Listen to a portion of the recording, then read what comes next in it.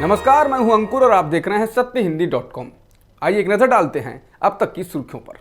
लखीमपुर खीरी मामले में एसआईटी की रिपोर्ट आने के बाद बुधवार को लोकसभा में विपक्षी सांसदों ने हंगामा किया और केंद्रीय मंत्री अजय मिश्रा टेनी की बर्खास्तगी की मांग की। इस मांग को लेकर काफी देर तक हंगामा होता रहा और इस वजह से सदन को 2 बजे तक के लिए स्थगित करना पड़ा। जबकि राज्यसभा में सांसदों के निलंबन के खिलाफ विपक्षी सांसदों ने नारेबाजी की।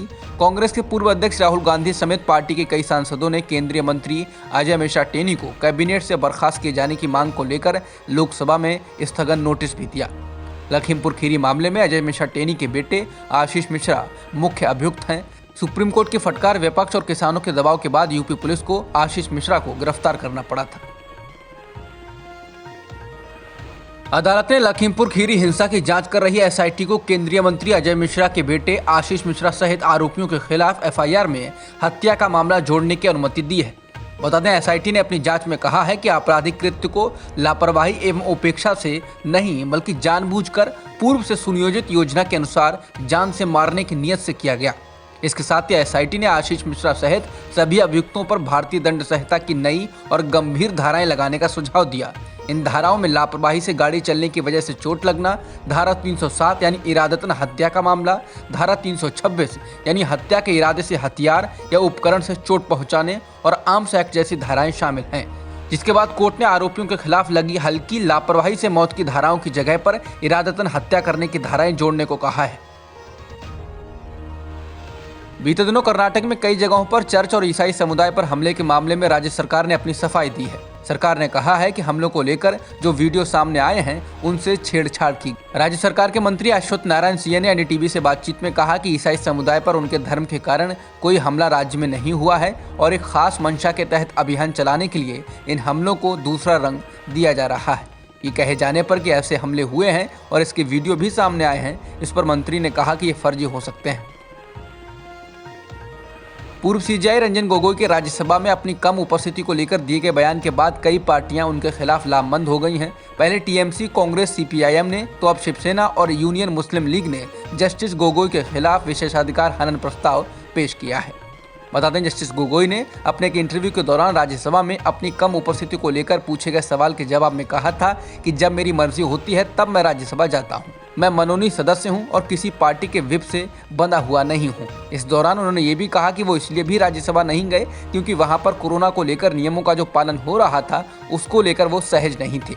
इसके बाद विपक्षी पार्टियों ने इस टिप्पणी पर एक नोटिस जारी करते हुए कहा कि जस्टिस गोगोई का बयान राज्यसभा की अवमानना है और ये उच्च सदन की प्रतिष्ठा का महत्व कम करने वाला है। वित्त मंत्री निर्मला सीतारमण ने मंगलवार को संसद को बताया कि सरकार ने पिछले 3 वर्षों में पेट्रोल और डीजल पर लगाए गए टैक्स से लगभग 8 लाख करोड़ रुपए कमाए हैं। टैक्स की कुल कमाई में से अकेले 2020-21 में ही 3,71,000 करोड़ से अधिक इकट्ठे किए गए हैं। वित्त मंत्री ने एक सवाल के जवाब में राज्यसभा में लिखित उत्तर में ये जानकारी दी।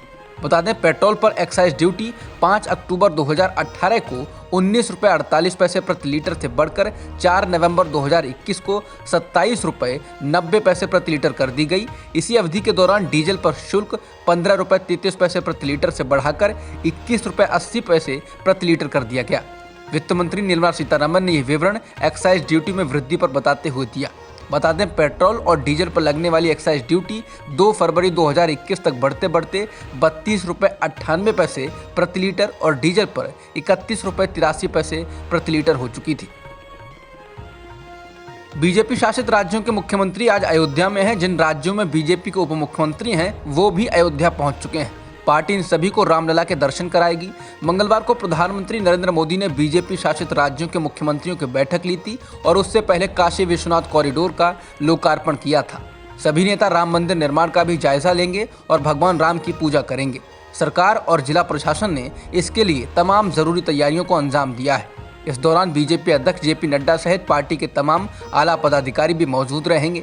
अयोध्या में इतने बड़े पैमाने पर बीजेपी के मुख्यमंत्रियों के जमावड़े को उत्तर प्रदेश में चुनाव से जोड़कर देखा जा रहा है।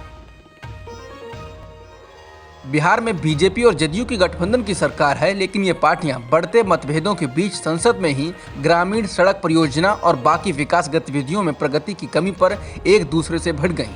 मंगलवार को लोकसभा में प्रश्नकाल के दौरान भाजपा सांसद रामकृपाल यादव ने बिहार सरकार पर प्रधानमंत्री ग्राम सड़क योजना के तहत काम पूरा नहीं करने का आरोप लगाया और कहा कि वो बिहार में सरकार से बहुत निराश हैं। उन्होंने कहा कि बिहार में फेज 1 और फेज 2 में स्वीकृत सड़कों में से कई किलोमीटर सड़क अभी तक पूरी नहीं की गई। तो एक और बीजेपी नेता और केंद्रीय मंत्री गिरिराज सिंह ने इससे संबंधित आंकड़े पेश किए। वहीं से हल्के में ना लेते हुए जदयू सांसद कौशलेंद्र कुमार ने पूछा कि एनडीए बिहार के साथ साथ केंद्र में भी सरकार चला रही है, क्या आपने कभी इस मुद्दे को सुलझाने के लिए राज्य सरकार या उसके अधिकारियों के साथ बैठक करने की कोशिश की? WHO ने कहा कि कोरोना का नया वेरिएंट ओमिक्रॉन बहुत तेजी से फैल रहा है और इस बात की संभावना है कि यह दुनिया के अधिकतर देशों में हो सकता है। WHO ने मंगलवार को कहा है कि इससे पहले किसी भी वेरिएंट को इस रफ्तार से फैलते हुए नहीं देखा गया। WHO का यह कहना सही भी है क्योंकि 24 नवंबर को दक्षिण अफ्रीका में पहला मामला मिलने के कुछ ही दिनों में यह वायरस बहुत तेजी से कई देशों तक पहुंच गया है, बावजूद इसके कि इन देशों ने दक्षिण अफ्रीका से आने वाली उड़ानों को रोक दिया था। ओमिक्रॉन वेरिएंट अब भारत में तेजी से फैलता हुआ दिख रहा है। महाराष्ट्र में मंगलवार को ओमिक्रॉन के 8 और केस दर्ज किए गए हैं। इनमें से 7 मामले मुंबई से और एक बाहरी इलाके वसई विरार से है। उनमें से किसी का भी अंतर्राष्ट्रीय यात्रा से कोई इतिहास नहीं है। हालांकि एक ने बेंगलोर और दूसरे ने दिल्ली की यात्रा की थी। इसके साथ ही महाराष्ट्र में ओमिक्रॉन वेरिएंट के कुल मामले अब 28 हो गए हैं और भारत में इसकी संख्या 57 हो चुकी है। कोरोना वायरस के नए वेरिएंट ओमिक्रॉन को लेकर कोविड पैनल के प्रमुख डॉक्टर वी.के. पॉल ने कहा कि इस बात की आशंका है कि नए वेरिएंट पर वैक्सीन भी अप्रभावी हो, इस पर यह बेअसर हो। बता दें, कोरोना वायरस का ओमिक्रॉन वेरिएंट कई देशों में तेजी से फैल रहा है। विशेषज्ञों का कहना है कि हो सकता है इसके लक्षण हल्के हों, लेकिन ये बड़ी संख्या में संक्रमित कर सकता है और इससे लोगों की जान भी जा सकती है। बता दें, अभी तक इससे एक व्यक्ति की जान जा चुकी है। रोहित शर्मा और विराट कोहली के बीच मतभेदों की खबरों के दौरान पहले पूर्व कप्तान अजहरुद्दीन ने प्रतिक्रिया दी और अब केंद्रीय युवा मामले और खेल मंत्री अनुराग ठाकुर ने कहा कि कोई भी खिलाड़ी खेल से बड़ा नहीं है। कोहली और शर्मा के बीच कथित दरार के बारे में पूछे जाने पर केंद्रीय मंत्री ठाकुर ने कहा कि मैं आपको कोई जानकारी नहीं दे सकता कि किस खेल में किन खिलाड़ियों के बीच क्या चल रहा है। ये संबंधित फेडरेशंस और एसोसिएशंस का काम है। ये बेहतर होगा कि वे जानकारी दें। इससे पहले अजहरुद्दीन ने कहा कि दोनों खिलाड़ियों की एक साथ नहीं खेलने की खबरें आ रही हैं, जो मतभेद की अटकलों को सही ठहराती हैं। इससे पहले पूर्व क्रिकेटर कीर्ति आज़ाद ने कहा कि अगर रोहित और विराट साथ नहीं खेलेंगे तो इससे भारतीय क्रिकेट टीम का नुकसान होगा। बता दें, रोहित शर्मा इंजरी का हवाला देकर टेस्ट सीरीज में नहीं खेलेंगे और खबरें हैं कि विराट कोहली भी व्यक्तिगत कारण बताकर दक्षिण अफ्रीका के खिलाफ होने वाली ओडीआई सीरीज से बाहर रह सकते हैं, जिसमें रोहित शर्मा कप्तानी करेंगे। अब तक की खबरों में इतना ही। बाकी खबरों के लिए बने रहिए सत्यहिंदी.com के साथ।